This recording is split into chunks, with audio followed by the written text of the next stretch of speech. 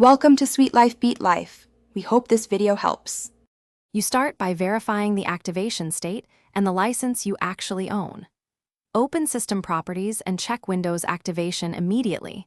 Note the error message shown. If you have a COA sticker or digital purchase receipt, keep it in front of you.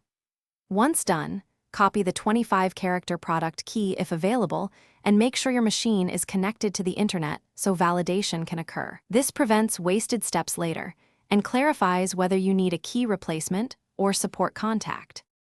Next, re-enter and force activation using Windows built-ins to avoid third-party tools.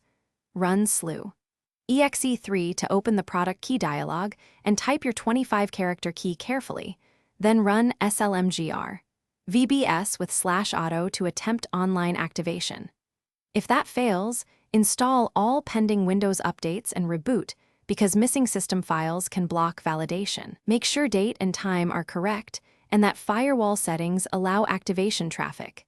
These small checks often resolve the middle step problems without needing deeper fixes. To finish, escalate through official channels rather than using unofficial cracks. If online activation repeatedly fails, use the phone activation option or contact Microsoft support with your purchase proof. They can validate or issue a replacement key. If your key is invalid or lost, obtain a legitimate license or buy a retail key. Once you have a valid key, you can install Windows 7 using official installation media and enter the key during setup. Troubleshooting tip: if activation still fails, double-check the COA and System Edition match exactly. Thanks for watching. Consider subscribing if we helped you.